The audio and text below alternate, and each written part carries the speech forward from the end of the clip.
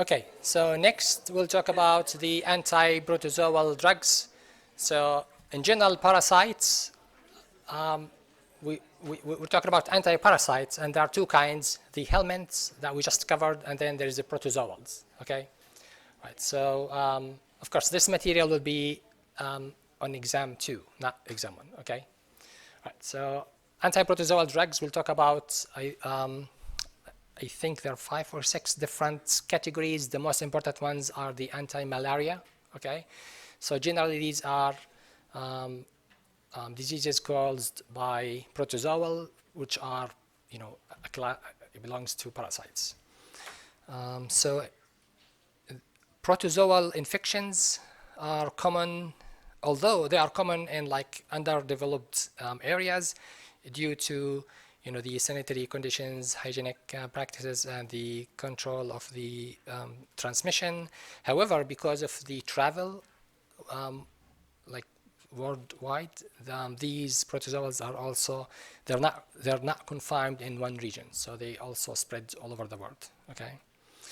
Of course, you know, they're still proportionally proportionally higher in some regions, of course. So protozoals are actually eukaryotes. Okay, so unlike bacteria, they are prokaryotes. What's the difference between eukaryote, prokaryote? You guys remember? Nucleus. So in the eukaryotes, you have well-defined nucleus, just like with the human cells. Prokaryote, there is not. You know, of course, there are certain different, as a result, because there are certain different features between them. So you could actually easily target or selectively inhibit or kill the bacteria. But in the case of protozoals, because they are eukaryotes, they make the host, the human cells, so it's not easy to find drugs that are selective. And so there are, as you will see, there are so many toxic side effects in these drugs. And you will also see that some of them, or many of them, have not been proven safe for pregnant patients. Okay? Right. Okay, so the first class we'll talk about are the chemotherapy of amoebiasis. As you will see throughout the notes, we also have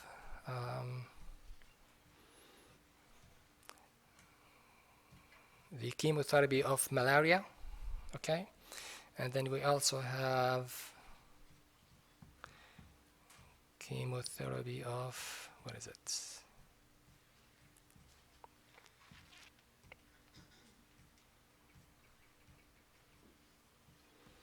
Of giardiasis, okay? So today we'll try to cover the amoebiasis, and then we'll cover the rest next class. Okay, so to start with the amoebiasis, they are caused by, they're also known as amoebic dysentery, which is infection of the intestinal tract caused by the protozoa, which is a parasite, of course, by the protozoa known as Entamoeba histolytica. Okay, so this is the protozoal, I guess, parasite that we will talk about in this section.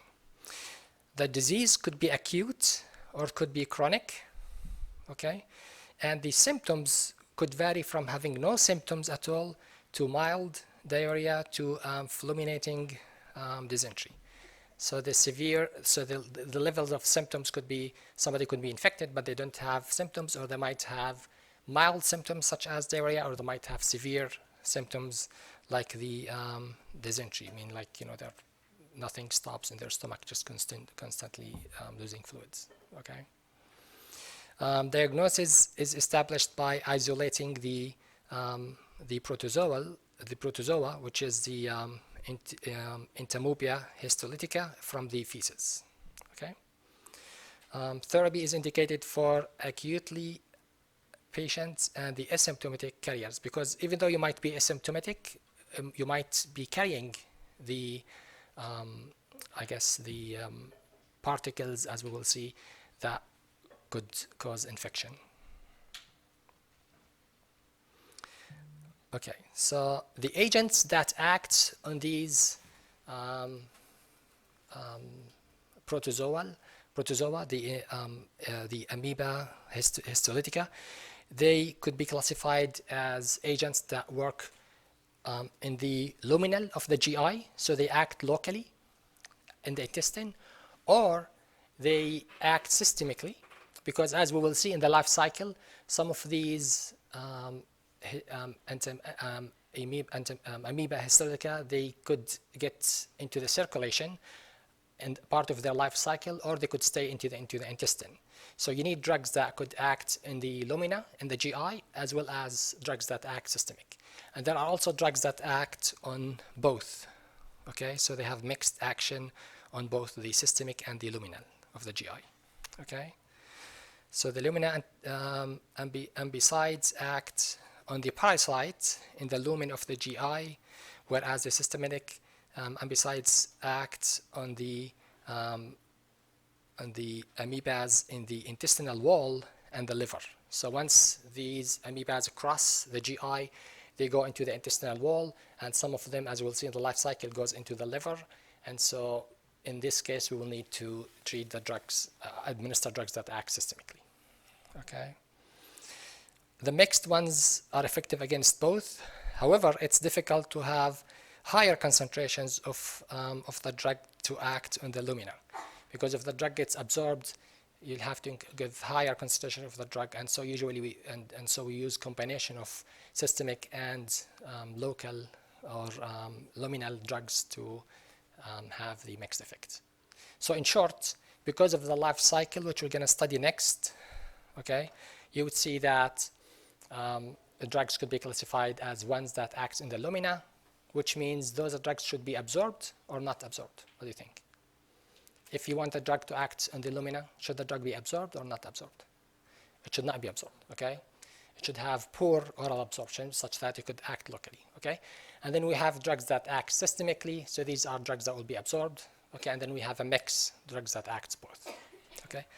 All right, let's look at the life cycle of these protozoa. So first, the process starts by ingesting what's known as a cyst. Okay, we will differentiate. We'll talk about the difference between the cyst and what's known as the trophocytes. Okay, so it goes into the stomach. From the stomach goes to the ileum, and then it goes to the colon, to the large intestine. Okay, now in the large intestine, it divides and forms what's known as trophocytes. Okay, so these are the trophocytes. Some of these trophocytes continues in the GI and converts back into the cyst. Others could actually get absorbed, okay, and they stay in the wall of the colon, okay, and some further gets absorbed and gets to the liver, and they stay in the liver. Okay, and so as you can imagine, we need drugs that act systemically on the liver and on the wall of the colon, and we need drug to act locally. Okay.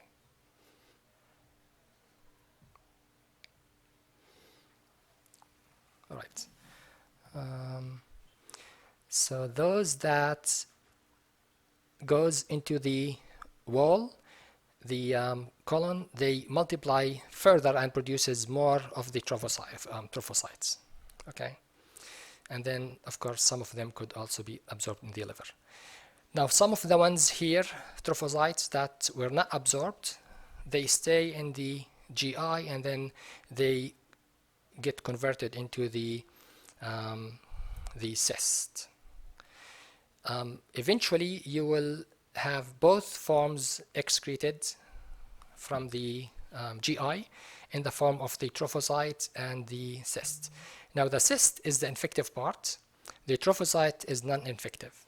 So the cyst is infective because it's more stable to the environmental conditions. It could actually remain in the water or in the soil and then eventually get into the infect someone. Okay, those trophocytes are non-infective because they are not stable. As soon as they get excreted, they would basically die. And so if you compare between these two, trophocytes and the cyst, So trophocytes are able to produce more trophocytes, okay, but they're non-infective, okay. They're capable of replicating, but they're not infective. The cysts are the ones that are producing the trophocytes. They are more stable, they are infective, they're not capable of replicating, okay. So the life cycle goes between trophocytes and cysts, and you need both forms to, I guess, spread the disease, okay. Any questions about the life cycle? Any questions? Yes. I was thinking, like, how could someone end up ingesting the cyst? Oh, so like they might get into the water, for example, if you drink like contaminated water, okay, or maybe if they get into the soil and then they're used for plants. So if they're not cleaned carefully, then you can get that. Okay. Okay. All right, thanks. Sure. Okay, so do we need to memorize this life cycle? No. But can we proceed without understanding the life cycle? We can. So we need to get this, introduction so we could actually refer to the drugs that act locally versus systemic, okay? All right, so we'll start by the mixed ambibicides. Those are the metronidazole and tinidazole, okay? So the metronidazole, this is the structure of the metronidazole, okay? It's a nitroimidazole. So it has imidazole, but then it's attached to a nitro, okay? So how is that different from the thiabindazole, albendazole, and mebendazole that we've seen before? It has a benzene ring. Yes, we had an imidazole attached to benzene ring, and so we called them the benzimidazole class, okay? Here we have nitroimidazole, okay? And so these, like we said, these are able to act on both luminal and systemic. And these are the infections that they act on. Of course, metronidazole can also act on bacteria, as you might remember. So we have the gram-negative bacilli and gram-positive bacillus. So, but these are spectrum of activity that I don't expect you to memorize, okay? So the take-home message from that is the metronidazole, you need to recognize its structure, okay? Because we also have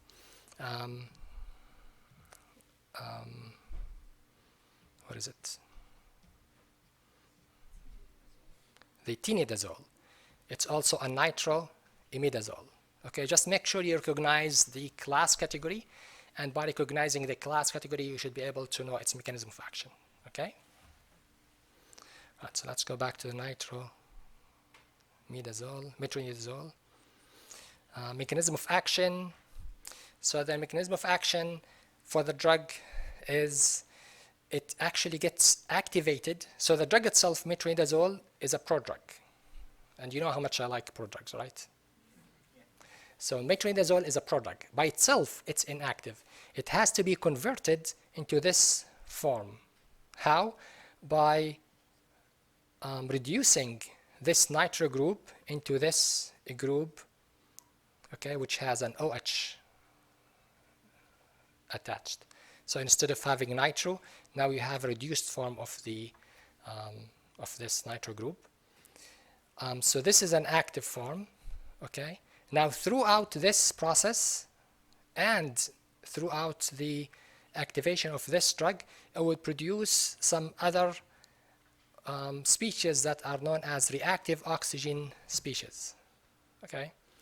So the activation process, as well as the process that follows the activation, would produce those reactive oxygen species that are responsible for damaging and destroying the cell components such as DNA, proteins, and membranes. Okay, yes? I think that could explain why, like, metronidazole's black box warning is that it was, like, carcinogenic, I believe, right? Yes, exactly. Okay. So it's one of the drugs that shouldn't be given in pregnancy, okay? And it also explains many of these side effects come from the fact that there is a similarity between these protozoa as a eukaryote and the human cell. So you could get these side effects, okay? Right, so it's a prodrug, it gets activated, and that's the mechanism of action for the metronidazole. Any questions? Okay. Right. Pharmacokinetics.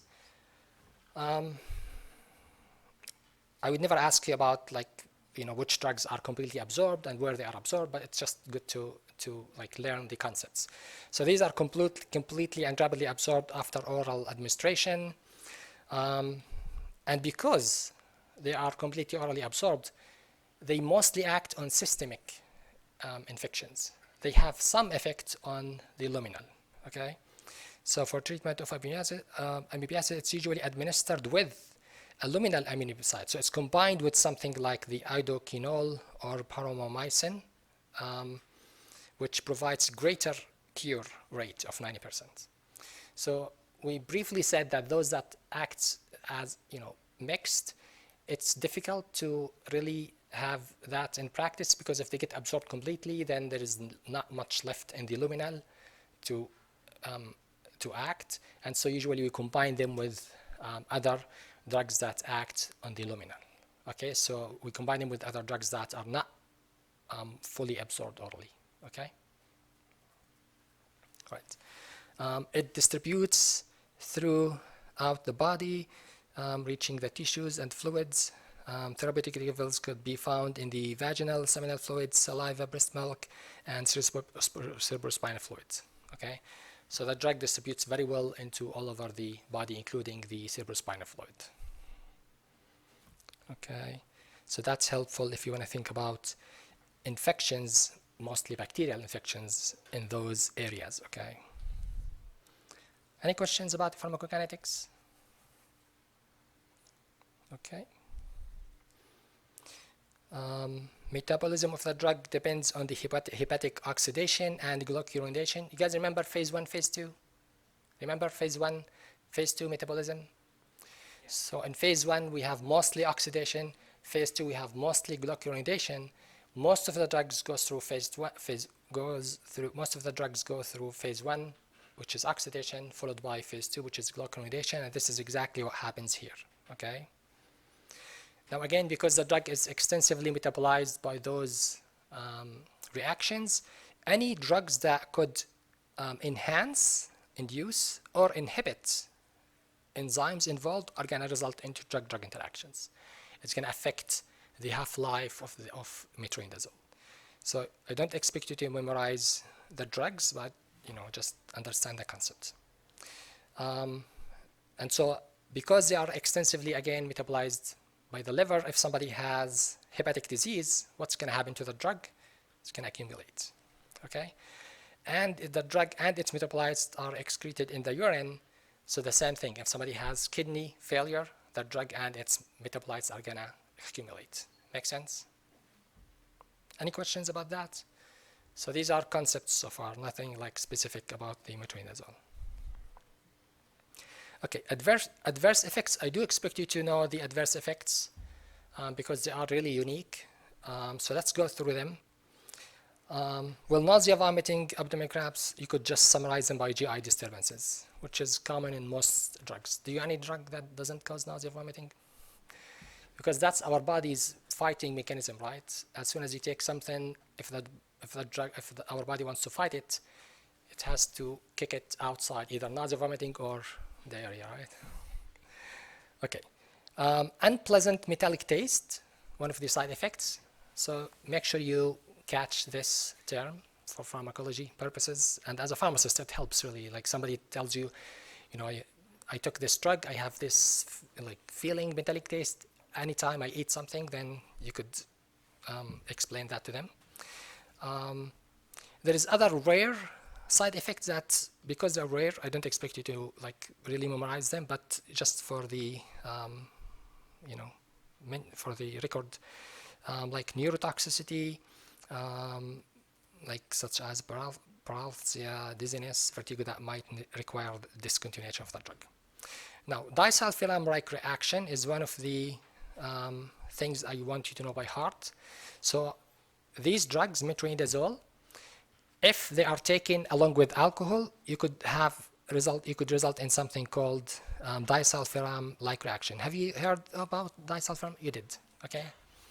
All right, so just to remind you, so alcohol or ethanol is metabolized by an enzyme called ADH, which is alcohol dehydrogenase, and produces acetaldehyde, which is further metabolized by another enzyme, which is aldehyde dehydrogenase, okay, to produce the acetates. Now, the disulfiram inhibits this enzyme, which causes accumulation of everything before that. And so you will get all these reactions of having high level of the alcohol, okay? And so these are non-disulfiram-like reaction. Where did this come from, the disulfiram? Because that's the drug that inhibits this enzyme, okay? What's the brand name for the disulfiram?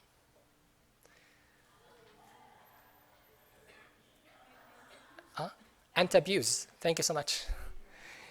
The brand name for disulfiram is Antabuse. So from the name, you can tell what the drug is used for.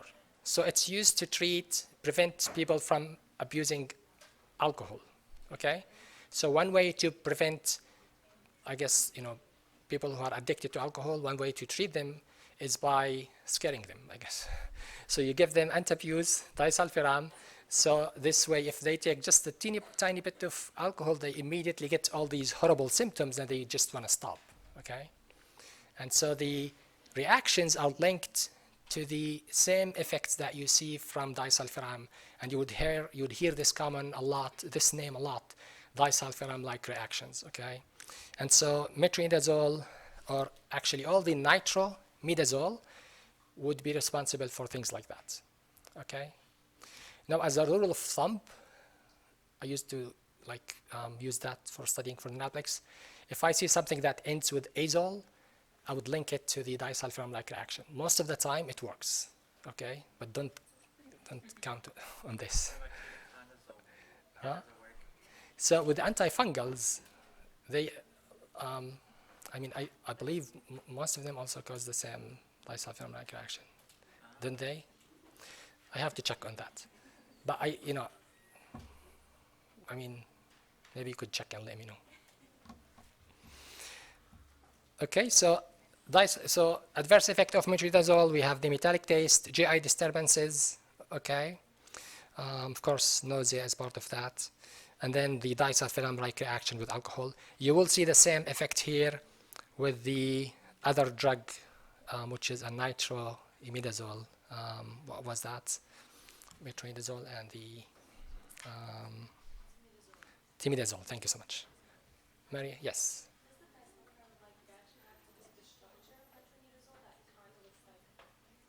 Excellent question. So does this disulfiram structure look like the metronidazole? Honestly, I never thought about that. It would be interesting to see if it has the same structure. Of course, it has the same mechanism. The metronidazole inhibits this enzyme, but I'm not sure if disulfiram structure is the same as the metronidazole. Is that your question? If they have the same? I guess my question was, why does it have the disulfiram-like reaction that you answered it? Because metronidazole. Yes, okay. Yes. So, exactly. So, metronidazole inhibits this enzyme just like disulfiram does. Okay, so by inhibiting this enzyme, everything here accumulates, and then you have all these horrible effects. Eric, you have a question? Oh, yeah, no, I was going to say that ketoconazole does actually cause disulfiram reaction. It does? Yeah. Okay, I figured. I do remember that from my 20 years ago studying. Okay. Any other questions? Okay. Tinidazole, we're not going to say much about that, except that it's a nitroimidazole, just like the same class with the metronidazole, the same mechanism of action, the same disulfiram-like effect. The only thing is it has a short course of treatment. It's as effective. Let's see what else. Maybe the spectrum of activity might be different, but we're not interested in that. Let's see, it actually says similar spectrum of activity, absorption, adverse effect, and drug interactions. It's just shorter course of treatment. I wonder if it's more effective, that's why it has shorter course of treatment or not. Anyway, any questions about tinidazole?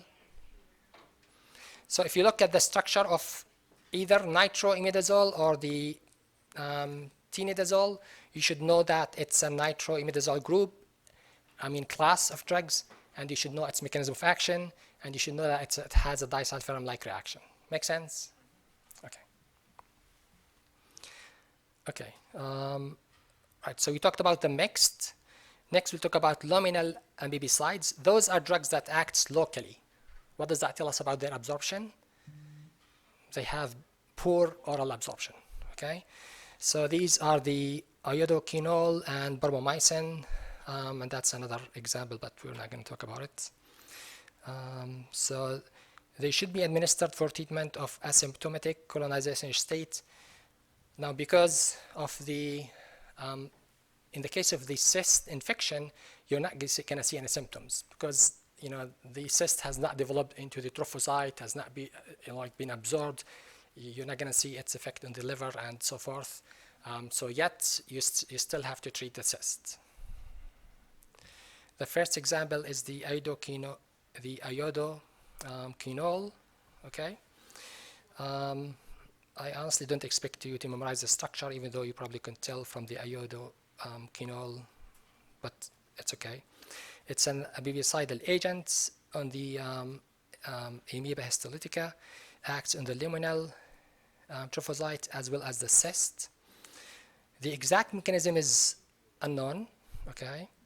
It's poorly absorbed, as we said, for those drugs that acts on lumina because we want them to act locally. Adverse effects include rash, diarrhea, dose-related peripheral neuropathy, and optic neuritis. Nothing really special. Long-term use should be avoided because probably of these effects. So the take-home message is the fact that they act on the lumina and they are poorly absorbed, of course. I think that's it for the iodoquinol. So just make sure you know which ones act on mixed, which ones act systemic, which ones act on the lumina, okay? Any questions about that? Okay. And the next one are the paromomycin, okay? So this is actually an aminoglycosides. You guys might remember the aminoglycosides and their mechanism of action. They inhibit the protein synthesis, okay, by interacting with the ribosomal subunits, specifically with the 16S ribosomal RNA. From the structure, maybe you could recognize that it's actually an aminoglycosides, okay, amino, and there's a glycosides group, okay. So like sugar group and then with the amino groups attached to them. They act on the luminal, of course. They are not significantly absorbed, makes sense, because they have to work locally. So exert its action by reducing the population of intestinal flora. Okay, so one interesting thing is that their mechanism of action, besides inhibiting the protein synthesis of the protozoa, they also affect the GI flora, like the bacteria, the bacteria in the intestine. So they kill those bacteria, and apparently those protozoa, they feed on the bacteria flora. So by killing those bacteria, so these protozoa will not be able to survive, okay? So they have a dual effect, killing the protozoa and killing the bacteria on which the protozoa relies on surviving and eating, yes.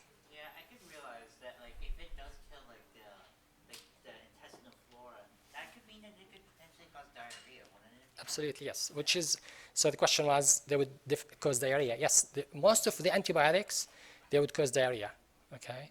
So that's why, you would usually advise them to take probiotic or like take yogurt, things like that. Okay. Okay, Thanks. sure. Alternative for these spectrum, which we don't have to know anyway. Okay, any questions about the paromomycin? So in the take-home message for paromomycin, you can tell from its structure that it's actually an aminoglycoside. I do want you to know its mechanism of action. It inhibits protein synthesis by interacting with the ribosomal units, the 16S ribosomal RNA. Okay. Of course, because they act luminal, they are not well absorbed. And another mechanism of action is that they actually kill the bacteria flora, which the protozoa relies on eating, and so you're also helping eliminating the protozoa. Make sense? So far so good? Okay. And then I think next we'll talk about the systemic. I believe there's only one, two.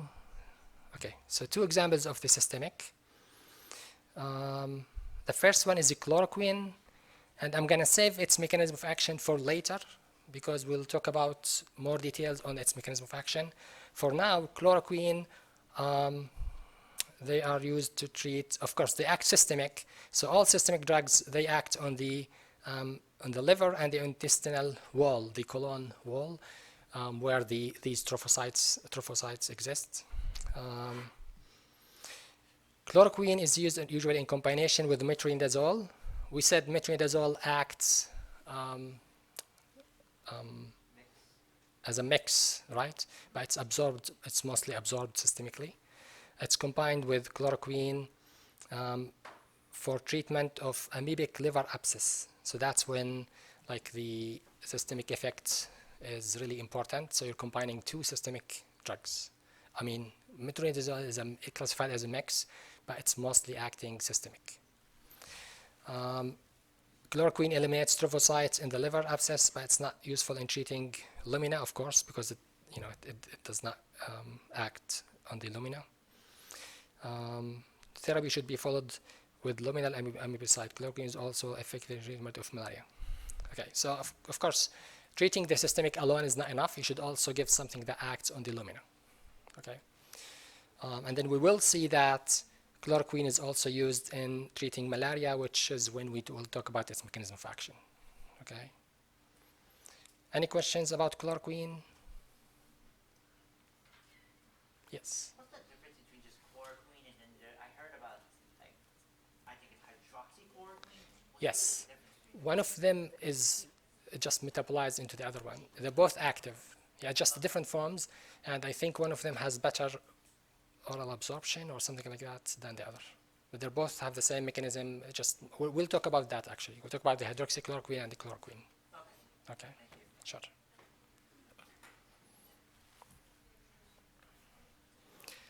The next one is the dihydroemetine. Okay. Acts systemic, of course. Alternative treatment for amoebiasis. Mechanism of action inhibits protein synthesis by blocking the chain elongation. You might remember the protein synthesis that there is chain elongation where you're actually adding amino acids next to each other. So this drug inhibits the protein synthesis by blocking the chain elongation. Okay. I do not expect you to memorize the structure, of course. So intramuscular injection is the preferred route since it's irritant if taken orally. So this drug, if it's taken orally, it causes irritation to the stomach where it actually forces you to vomit. Okay, it's not like mild nausea vomiting, it's like severe vomiting. In fact, this drug belongs to a class called ipecac alkaloid. Have you guys heard of ipecac? Okay, so ipecac used to be sold over the counter to treat if somebody ingests something accidentally, like somebody takes so many drugs or like something that you want them to vomit. So you'd give them ipecac, which is an alkaloid. It would force your body to immediately vomit and get this toxic out of your body. Okay, so this drug belongs to the same class. In fact, the name dihydroemetine, emetine is coming from like basically like emitting, like vomiting. So this drug is not taken orally, it's given intramuscularly because of that. Okay, it does have adverse effects at the site of the injection, pain at the site of infection, nausea, cardiotoxicity, such as arrhythmias, and then neuromuscular weakness. Okay. So the take-home message is the dihydroamidine mechanism of action, the fact it should be given intramuscularly, not orally, because of the fact that it belongs to the ipecac alkaloid, which causes severe vomiting. Okay? Questions?